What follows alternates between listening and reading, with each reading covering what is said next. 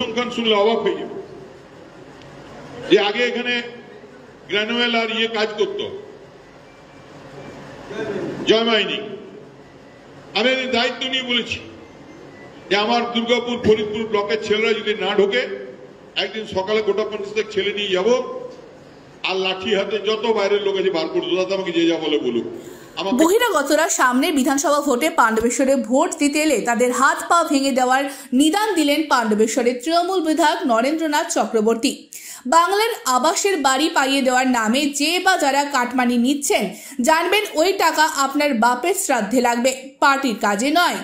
বিস্ফোরক এমনই মন্তব্য করেছেন পাণ্ডবেশ্বরের তৃণমূল বিধায়ক নরেন্দ্রনাথ চক্রবর্তী।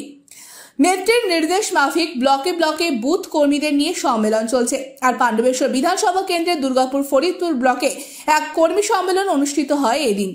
বুথ কর্মী সম্মেলন মঞ্চ থেকে দলীয় কর্মীদের উদ্দেশ্যে তৃণমূল বিধায়ক বলেন, হরিয়ানা থেকে এসে কেউ পাণ্ডবেশ্বরে ভোট দিয়ে যাবেন আর আমরা আইসক্রিম খাবো তা হয় না, একটারও হাত পা গোটা থাকবে না।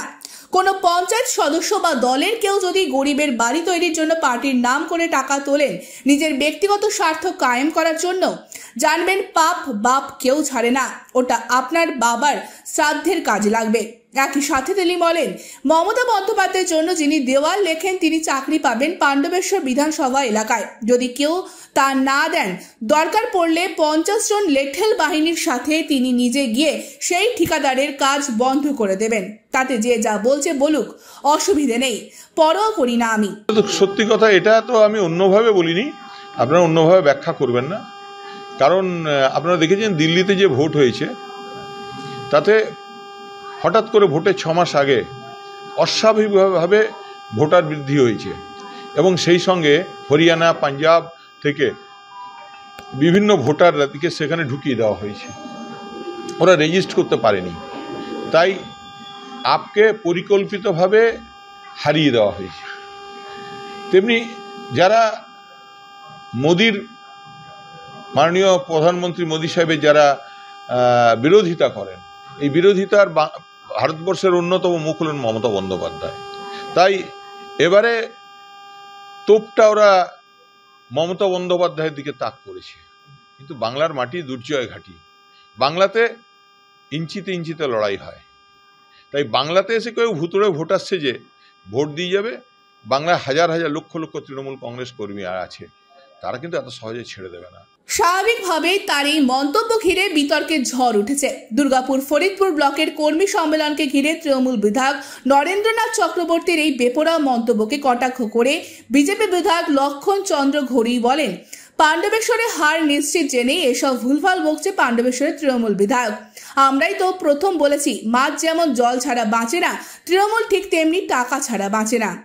তো আপনি তৃণমূল কংগ্রেসের জেলা সভাপতি, আপনি যে কথাটা নিজের এলাকার জন্য বলেছেন পাণ্ডবেশ্বরের জন্য, আমি আপনাকে প্রশ্ন করছি, দুর্গাপুরে তো অনেক রাজনীতি করছেন, দুর্গাপুরের আপনার যারা বাদ থেকে চাকরি করেছে ডিএসপি গ্রাফাইট থেকে শুরু করে, এদের কি তাড়বেন লাঠি নিয়ে?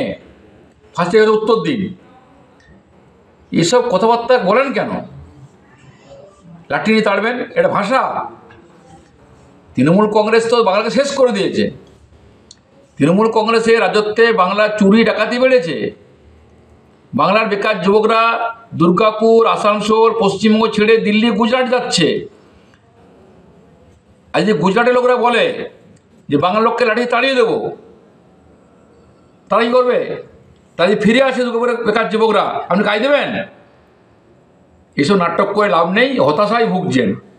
তিনি জেলা সভাপতি থাকবেন কি না, তিনি একবার টিকিট পাবেন কি না, টিকিট পেলে জিতবেন কি না, এইখান থেকে হতাশ থেকে যে কথাটা বলেছেন এটা বলা ঠিক নয়। এই বিধায়ক জনপ্রতিনিধি, কাউকে ঠেঙিয়ে তাড়িয়ে দেবো, লাঠি নিয়ে তেড়ে দেবো, কারণ না। আসানসোল, দুর্গাপুর, রানিগঞ্জ, পাণ্ডবেশ্বর বিভিন্ন এলাকাতে বাইরে চাকরি পেয়েছেন, তার তো পেরেছেন, সে ক্ষমতা আপনার নেই। আপাতত তৃণমূল বিধায়কের বিতর্কিত মন্তব্য নতুন ঝড় তুলেছে রাজনীতির আঙিনায়। Bureau report, ANM news. আরও খবরের আপডেট পেতে সাবস্ক্রাইব করুন আমাদের ইউটিউব চ্যানেলটি আর বেল আইকনে ক্লিক করুন নোটিফিকেশনস পেতে।